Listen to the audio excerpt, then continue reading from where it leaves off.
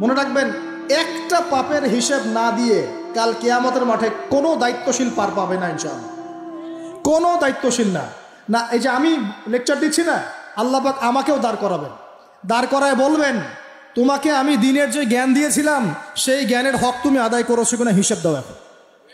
এই যে বড় বড় মুফাসসিরে কোরআন, মুফতি, মুহাদ্দিস বসাচ্ছেন, পাংখা দিয়ে বাতাস করছেন, হ্যাঁ, চা খাওয়াচ্ছেন, কফি খাওয়াচ্ছেন, এক একজনকে আল্লাহ পাক দাঁড় করাবেন, বলবেন কোরআন সুন্নাহর যে আমানত দিয়েছিলাম সে আমানতের সাথে কতটুকু তুমি হক আদায় করেছো হিসেব না দিয়ে পার পাবে না তুমি। আজ ফাইজলামি মনে করেছেন নাকি দিনকে?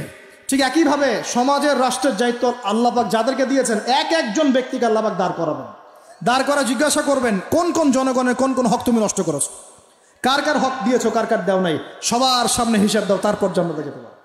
এত সহজ না, এত সহজ না। দুনিয়ার জীবনের প্রতিটা কাজের হিসাব আল্লাহর কাছে দিতে হবেই হবে, এটা গ্যারান্টি।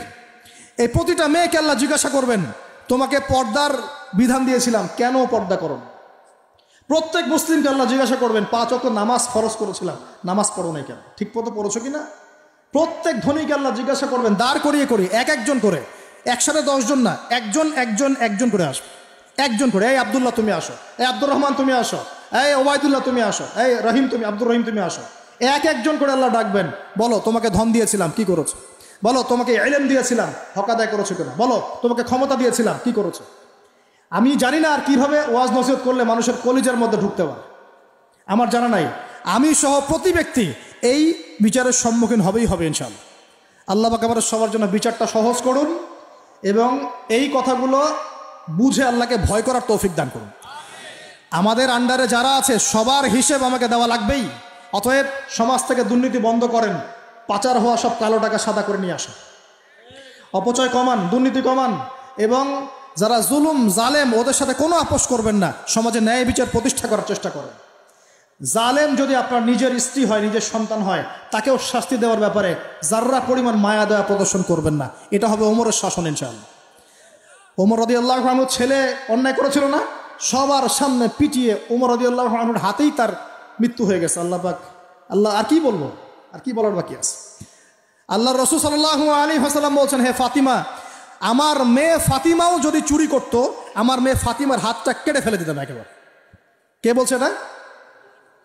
আমাদের নবী মুহাম্মদ সাল্লাল্লাহু আলাইহি ওয়াসাল্লাম বলছেন, আমার মেয়ে ফাতিমাও যদি চুরি করত, তার হাতও আমি কেটে ফেলে দিতাম একেবারে। আর আমরা আমাদের দলের লোক, আমাদের সংগঠনের লোক, আমাদের সামাজিক সংগঠনের লোক, আমার চাচা, আমার মামা, আমার খালু, আমার অমুক, এই করতে করতেই তো সব শেষ করে ফেললাম। একটা সাইন করে দিলাম, যাও ওখানে যাও, তোমার জব হয়ে যাবে। আমার মামা হয়, যোগ্যতা থাকার না থাক, আমার ভাগনা, যাও সাইন করে দিলাম, চলে যাও, চাকরি হয়ে যাবে। অথচ যাদের চাকরি পাওয়ার যোগ্যতা ছিল, ওর রাস্তা রাস্তায় ঘুরে ভ্যান চালাচ্ছে এখন বসে বসে। আপনি ভাবছেন যে এগুলোর হিসাব দেওয়া লাগবে না? এক একটা পাপের হিসাব আল্লাহর কাছে দেওয়া লাগবে, এক একটা পাপের। তুমি অমুক পাওয়ার দেখায় একটা মানুষকে পিটায় মেরে ফেলে দিলা, অমুক পাওয়ার দেখায় একজনের সম্পদ কলমের খোঁচা দিয়ে দখল করে ফেলে দিলা, মনে করলা যে কেউ দেখলো না। খালি নিঃশ্বাসটা বন্ধ হোক, কবরে যাও, আল্লাহ দেখাবে তোমাকে। খালি কবরে যাও, মুনকার আর নেকির যখন আসবে, চোখগুলো হবে নীল রঙের চোখ, ভয়ঙ্কর। কেমন চোখ ভাই? নীল রঙের ভয়ঙ্কর চোখ। আমি বলি একটা হাদিস, কোনো একজন নবী আল্লাহকে বলেছিলেন যে আল্লাহ, আমি মারা যাওয়া কোনো মানুষকে দেখতে চাই, সে কেমন আছে। এটা শুনেন ভালো করে হাদিসটা, মারা যাওয়া কোনো মানুষকে আমি দেখতে চাই, সে কেমন আছে। আল্লাহ পাক সেই নবীর আরজি কবুল করলেন, বললেন আচ্ছা ঠিক আছে, দেখাচ্ছি। কবরের সামনে গিয়ে দাঁড়ালেন। 1000 বা 2000 বছর আগের কোনো ব্যক্তি যে মারা গেছে, তাকে কবর থেকে জিন্দা করা হয়।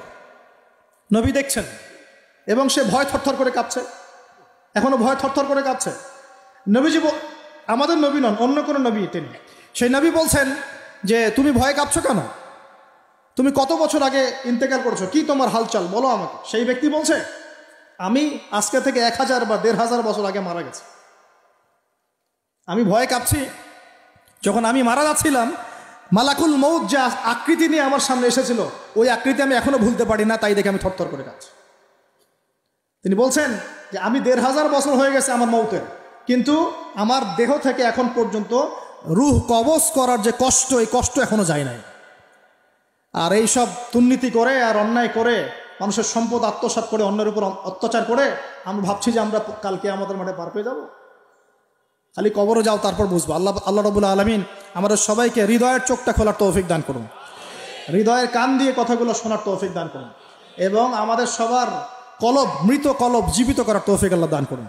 এই মাপে কম দেয় একটা পাপ যে বললাম সুদ, একটা বলেছি যে জেনা, একটা ব্যভিচার, আমানতের খেয়ানত, হ্যাঁ, তারপরে যার যোগ্যতাহীন ব্যক্তিকে যখন আপনি দায়িত্ব দিবেন, যখন মানুষ স্ত্রীর আঁচল ধরে বসে থাকবে, মায়ের সাথে খারাপ ব্যবহার করবে, বাবাকে দূরে ঠেলে দিবে, বন্ধু বান্ধবদের কাছে নিয়ে আসবে, যখন মসজিদগুলো হট্টগোল হবে, শোরগোল হবে, মসজিদ চকচিক্যময় হবে, হেদায়েত উঠে যাবে, যখন দেখবেন সময় সংক্ষিপ্ত হয়ে আসছে, যখন দেখবেন যে জহরাতুল কায়নাত, গান বাজনা বাদ্যযন্ত্রের সাথে সম্পৃক্ত যারা আছে, এই যে নর্তকী, এদের সংখ্যা বাড়তে থাকবে। ইউজাফু আলা রুউসিহিম বিল মাআজিফ, মানুষের কানের পাশে বাদ্যযন্ত্র বাজবে। মানুষ যখন এই যে মদকে হালাল মনে করবে, শুরিবাতিল খমর, মদ যখন মানুষ খাওয়া শুরু করবে, জেনাকে হালাল মনে করা শুরু করবে, হ্যাঁ, যখন মানুষ আত্মীয়তার সম্পর্ক নষ্ট করা শুরু করবে, এই যে যত রকম পাপ আপনি দেখছেন যা আমাদের এই সমাজগুলোতে চলছে, এগুলো যখন চলতে থাকবে, তখন আল্লাহর পক্ষ থেকে এই যে আসমানি গজব, জমিনের বালা, এই ভূমিকম্প বলেন, জালজালা, মহামারী, হ্যাঁ, আপোষের মারামারি, হত্যা, রাহাজানি, এই যে আপনার আর কি বলবো, আর কি আছে, এই যে আকৃতি বিকৃতি হওয়া, ভূমি ধসে যাওয়া, আসমানের গজব, মহাপ্লাবন, জলোচ্ছ্বাস, বন্যা ইত্যাদি, যে পাপগুলোতে আল্লাহ পাক বিভিন্ন জাতিকে ধ্বংস করেছেন, এই সমস্ত আযাব আল্লাহর পক্ষ থেকে একটা একটা করে আসতে লাগবে, একটা একটা করে। স্পেশালি 4-5টা। একটা হচ্ছে রিহুন হামরা, গরম বাতাসের আযাব আসবে, গরম বাতাস আসতে থাকবে, গরম, এমন গরম বাতাস আসবে যে বাতাসে জনগণের বেঁচে থাকা অতিষ্ঠ হয়ে যাবে মানুষ। 2 নম্বর আসবে জালজালা, এমন ভূমিকম্প, সানাওয়াতু জালাজিল, ভূমিকম্পের বছরগুলো, একটা দুইটা না, বছরগুলো একটার পর একটা আসতে থাকবে। আর কি আসবে, খসফন, মানে জমিন ভিতরে ধসে যাবে, নিচে নেমে যাবে, দেবে যাবে। আর মাসখান, মানুষের আকৃতি পরিবর্তন হয়ে যাবে।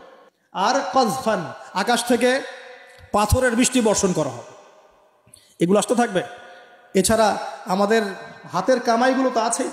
আল্লাহ রাব্বুল আলামিন আমাদের সবাইকে, স্পেশালি ঢাকা শহরের বাসিন্দা আমরা যারা আছি, আমরা যারা দিনী ভাই, আমাদেরকে সমস্ত পাপগুলো ছেড়ে দেওয়ার তৌফিক দান। আল্লাহ পাক আমাদের সবাইকে শিরকের পাপ ছেড়ে দেওয়ার তৌফিক দান করুন, কুফরের পাপ ছেড়ে দেওয়ার তৌফিক দান করুন।